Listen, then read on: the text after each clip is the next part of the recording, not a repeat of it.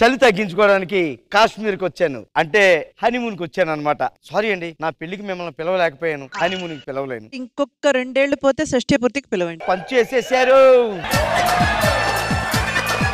అల్లుడు, అమ్మాయిని ఒక్కదాన్ని వదిలేసి ఒకడే హనీమూన్కి వెళ్ళవేంటి? మీ అమ్మాయిని కూడా హనీమూన్కి తీసుకొస్తే కాశ్మీర్ లో జలుబు చేస్తుందని తీసుకురాలేదు మామగారు. చెప్పు తీసుకు కొడతాను. చెప్తూ కొడితే జలుబు తగ్గిపోద్ది ఏంటి?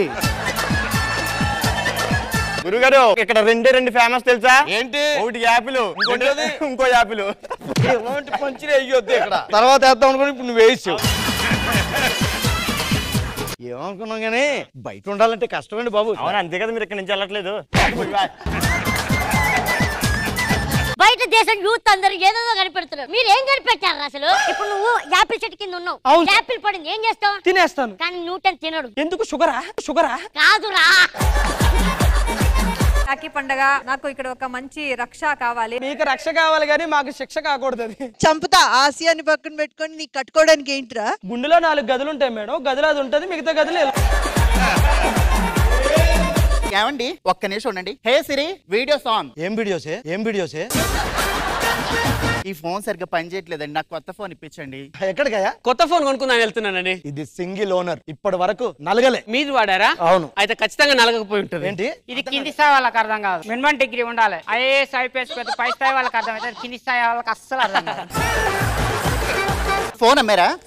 డబ్బులు కూడా తీసుకున్నా, మళ్ళీ ఫోన్ ఇచ్చే. అంటే పర్సనల్స్ ఉన్నాయండి నావి. నాకు తెలియని పర్సనల్స్ అంటే అది కింది స్థాయి వాళ్ళకి అర్థం కాదు, మినిమం డిగ్రీ ఉండాలి. ఐఏఎస్ ఐపీఎస్ పెద్ద పై స్థాయి వాళ్ళకి అర్థం అయితే, కింది స్థాయి వాళ్ళకి అస్సలు అర్థం కాదు.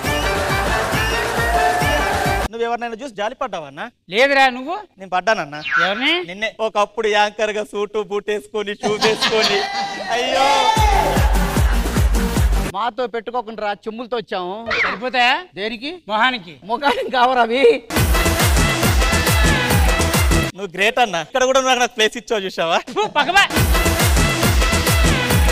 సంతోషపడుతు శతకోటి దేవతలు పలికిన దీవెనలు, శివరామరాజులను బంధమింపబద్దేయును వేయేలు. నేను మా అన్నయ్య వాళ్ళ ఇంటికి వెళ్ళొస్తానండి. వెళ్ళి బాసన్లు కొడుకో.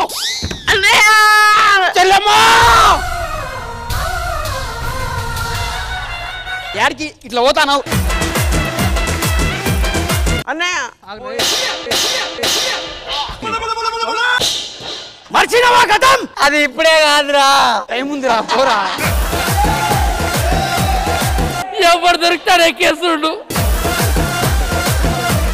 వాళ్ళు మనం ఇంటికి పోతే ఎంతలాగా మనం ఇన్సల్ట్ చేసిరు. చెప్పింది ఒక్కటి చెప్తలేదమ్మా.